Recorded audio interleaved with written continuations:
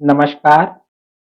मराठा विद्या प्रसारक समाज संस्था द्वारा संचालित KRT arts, BH commerce and AM science अर्थात KTHM कॉलेज नासिक, विभाग हिंदी, कक्षा FY BCom, सेमिस्टर द्वितीय, जिसके अंतर्गत हम काव्य साहित्य देख रहे हैं।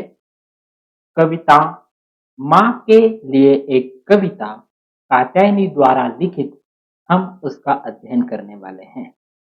मैं डॉक्टर जगदीश परदेसी। आइए सर्वप्रथम हम कवि कात्यायनी का परिचय करते हैं।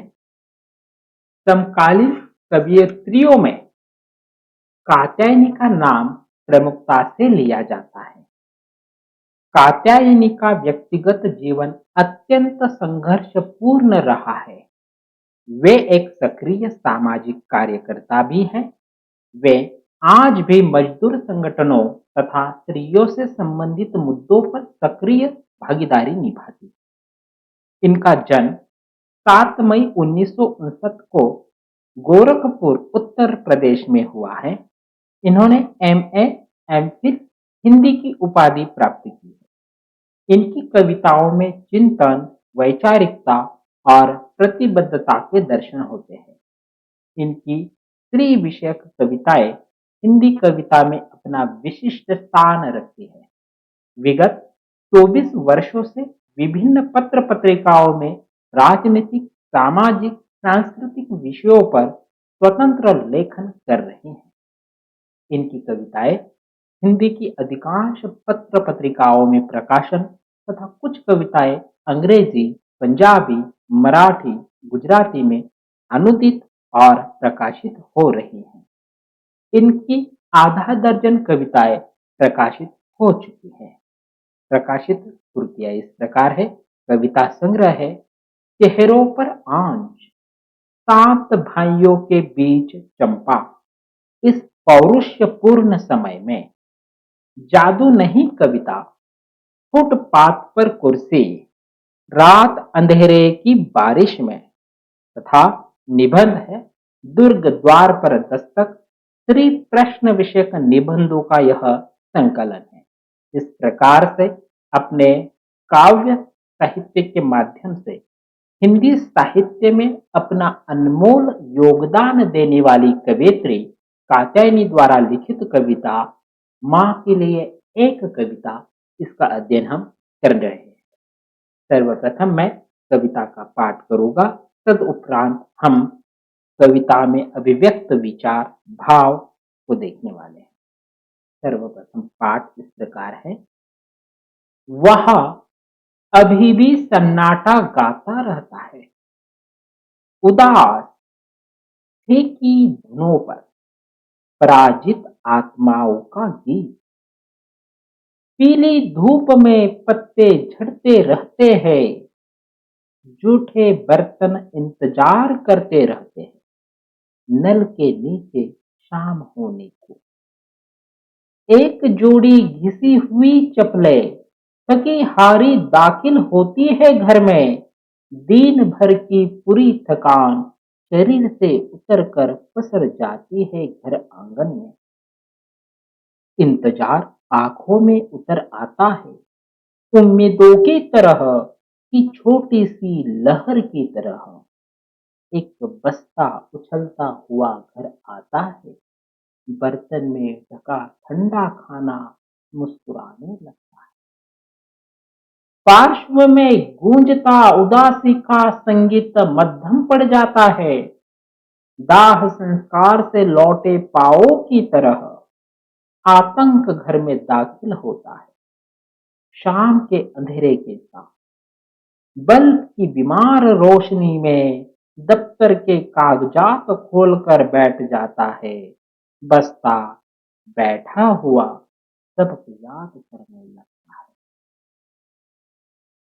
पुनः गूंजने लगता है सन्नाटे का वही संगीत, धीरे धीरे खर्राटों में तब्दील होता हुआ।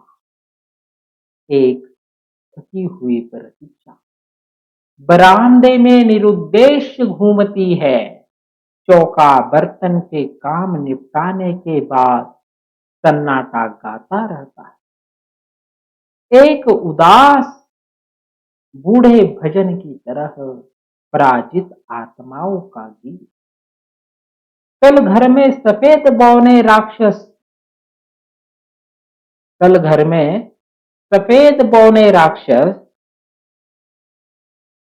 हिसकारी भरते हैं, दीवार पर लटकी तस्वीर के पीछे घोंसला बनाए हुए कबूतर पंख फड़फड़ाते हैं। दिन भर के थके हुए हाथ घूमते हैं आलस भाव से, एक नन्हे शरीर पर भय को धूल की तरह पहुंचते हुए। प्यार भरी उनिंदी सी लोरी उम्मीदें गाने लगती है, जीवन सुग बुगाता है करवट बदल कर, गले में बाहें डालकर निश्चिंत हो जाता है। पार्श्व में गूंजता रहता है पराजित आत्माओं का वही गीत, सपनों पर कालिख की तरह छाता हुआ। चूल्हे की राख की परतों के बीच से चिंगारियां झांकती रहती है, हल्की सी लाल रोशनी बिखेरती थी। आइए कविता में अभिव्यक्त विचार और भाव इस प्रकार है। सर्वप्रथम हम यह देख रहे हैं कि प्रस्तुत कविता में कवयित्री जी ने अपनी मां से जुड़ी हुई कुछ बातों को उजागर किया हुआ है। सबसे पहले हमें उस पारिवारिक स्थिति का पता चलता है कि जो कि निर्धन है, जो कि उस परिवार में दो सदस्यों को अभिव्यक्त किया गया है। मां है जो दिन भर किसी कार्य के लिए बाहर जाती है, शाम के समय घर आती है, और एक छोटा नन्हा बालक या जिसे हम बालिका भी कह सकते हैं वह है, जो कि दोनों ही उस परिवार में अपने आप को किस प्रकार रखते हैं, किस प्रकार उस पारिवारिक जीवन का माहौल है, इसी कविता के अंतर्गत अभिव्यक्त किया गया है। देखते हैं। वह अभी भी सन्नाटा गाता रहता है, उदास फीकी धुनों पर पराजित आत्माओं का गीत। कवित्री ने उस स्थान का निर्देश किया है जहां की स्थिति आज भी भयावह है, या जो आनंद एक अच्छाई रहती है ऐसी वह जगह नहीं है। वह उस स्थान पर अब भी सन्नाटा गाता रहता है, कोई नहीं है। सन्नाटे का जो माहौल है वह वैसे के वैसे उदासीन है, और फीकी धुनों पर पराजित आत्माओं का गीत गा रहा है।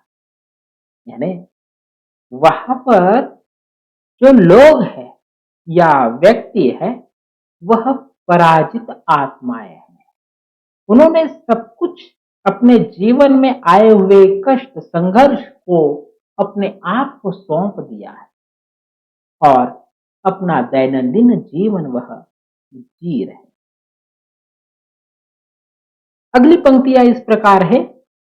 पीली धूप में पत्त झड़ते रहते हैं, जूठे बर्तन इंतजार करते रहते हैं नल के नीचे शाम होने से।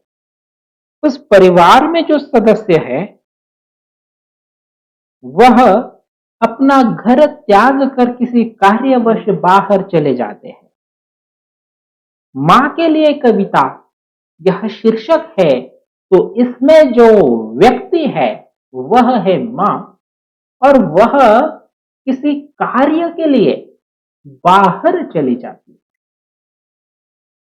सुबह जल्दी ही चली जाती होगी, और जो बर्तन है वो वैसे के वैसे नल के नीचे छोड़ दिए जाते हैं और जब वह माँ शाम को घर आएगी तो उन बर्तनों को मांजती होगी। इस प्रकार का माहौल उस दृश्य में उन्होंने चित्रित किया है। अर्थात पतझड़, धूप, गर्मी, पत्ते झड़ रहे हैं, पास में नल है, वहां पर छोटे बर्तन है और वह माँ की राह देख रहे हैं शाम को। होता यह है, शाम हो जाने के उपरांत एक जोड़ी घिसी हुई चप्पलें थकी हारी दाखिल होती है घर में। कवित्री कह रही है कि वह माँ ही है जो शाम के समय अपना कार्य करते हुए थक जाती है और थकी हारी अपने घर में आ जाती है। दिन भर की पूरी थकान शरीर से उतरकर पसर जाती है घर आंगन में। जैसे ही वह घर आ जाती है, घर में जो भी कार्य बचा था वह कार्य वह करने लगती है। आंगन बुहारना हो, घर के जो बर्तन मांजना हो, जो भी कार्य है वह घर आंगन में जल्दी जल्दी अपने कार्य करने लग जाती है। इंतजार आंखों में उतर आता है उम्मीदों की तरह और वह माँ किसी का इंतजार कर रही है। शाम हो गई है और वह इंतजार भी है और आने वाले कुछ अच्छे दिनों की उम्मीद भी है कि छोटी सी लहर की तरह एक बस्ता उछलता हुआ घर आता है। उसी समय कवित्री कह रही है कि इस घर का सब कार्य हो गया है, शाम हो गई है। उसी समय बस्ता लेकर यानी स्कूल से कोई घर आ रहा है।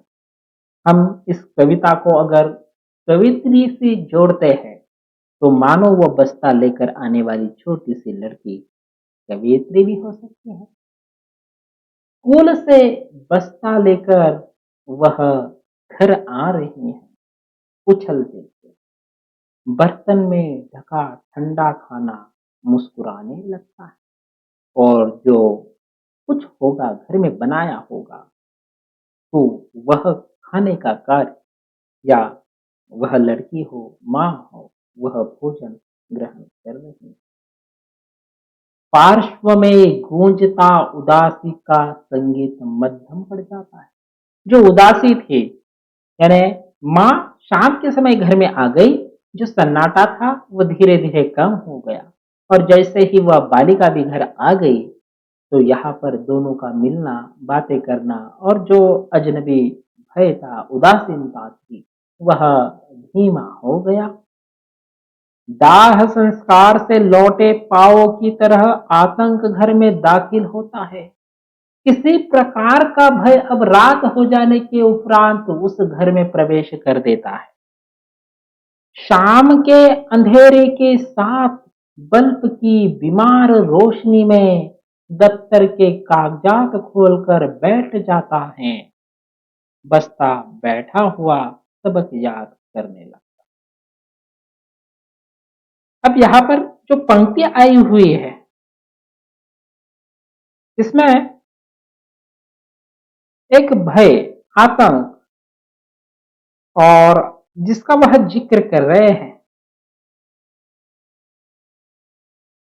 वह इस प्रकार है कि दफ्तर के कागजात खोलकर बैठ जाना। किसी तीसरे व्यक्ति का भी अनुमान इन पंक्तियों से हमें आ रहा है, परंतु अगली पंक्ति जो है बस्ता बैठा हुआ सबक याद करने लगता है, तो यह पंक्ति उस बालिका के लिए प्रस्तुत हुई है जो कि इस कविता की कवियत्री भी हो सकती है अगर उन्होंने यह काल्पनिक बनाई है या किसी और को देखकर यह लिखी होगी तो उस दृष्टि से भी हम इसे देख सकते हैं। बस्ता बैठा हुआ सबक याद करने लगता है, पुनः गूंजने लगता है सन्नाटे का वही संगीत, धीरे धीरे खर्राटों में तब्दील होता हुआ। पुनः वह दोनों या हम मान सकते हैं इस पंक्ति से तीनों व्यक्ति जो है वह रात को सो जाते हैं, खर्राटे लेने लग जाते हैं। उसी समय सन्नाटा फिर से गूंजने लगता है। एक थकी हुई प्रतीक्षा बरामदे में निरुद्देश्य घूमती है, चौका बर्तन के काम निपटाने के बाद। कुछ राह देख रही थी माँ, जो थकी हुई प्रतीक्षा में खड़ी हुई थी। सब कुछ घर के काम निपटाने के बाद वह बरामदे में निरुद्देश्य, किसी भी उद्देश्य को नहीं लेते हुए घूम रहे। सन्नाटा गाता रहता है, एक उदास बूढ़े भजन की तरह, पराजित आत्माओं का गीत। पुनः उस माहौल में जो चित्रित हुआ है, फिर से वह सन्नाटा गा रहा है। कोई संघर्ष, पीड़ा या उस घर का माहौल ही ऐसा है कि फिर से वह सन्नाटा गीत गा रहा है।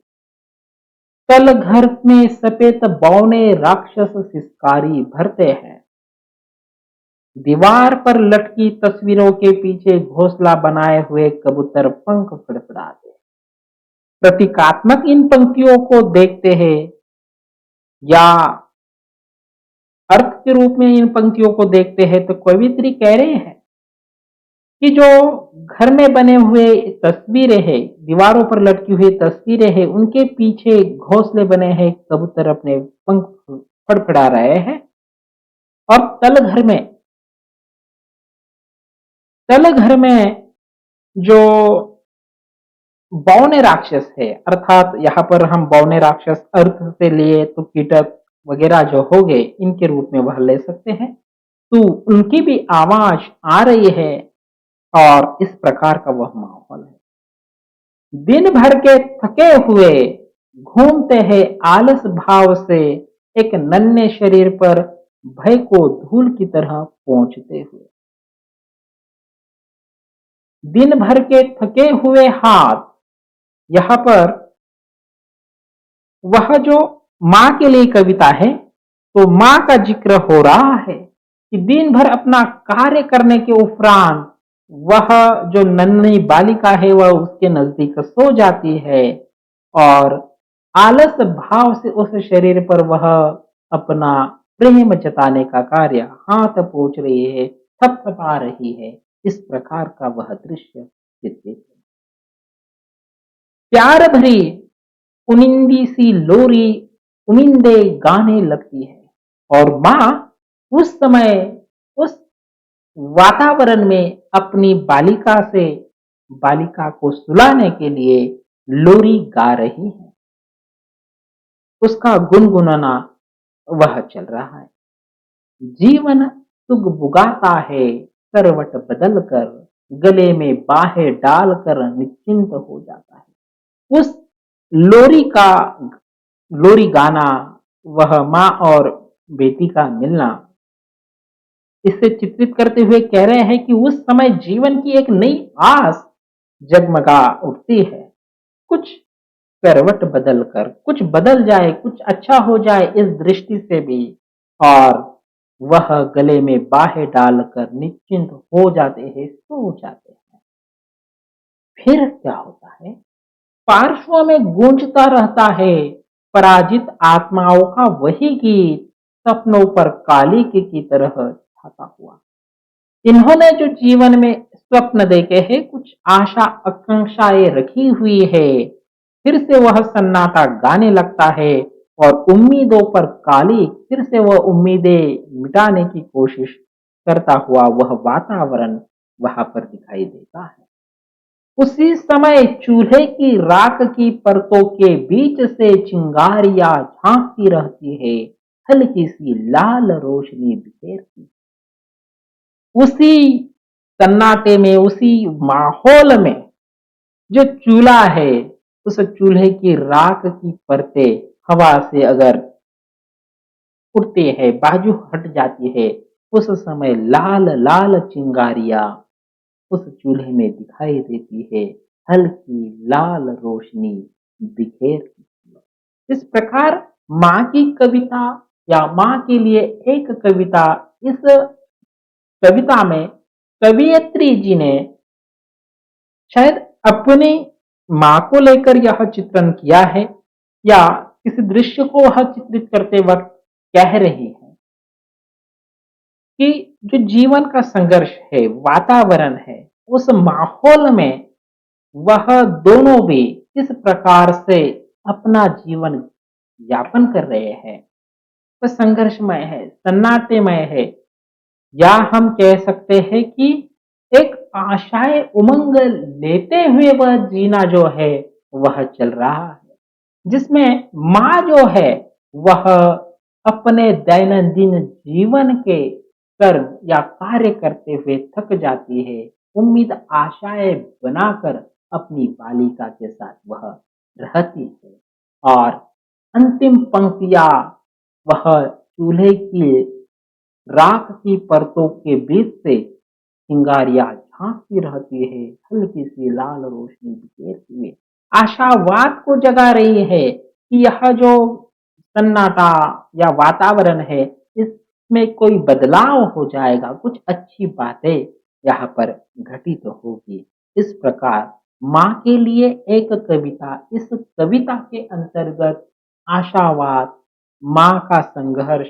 जीवन को कुछ ऐसे दुखमय क्षणों का चित्रित कवयित्री ने किया हुआ है।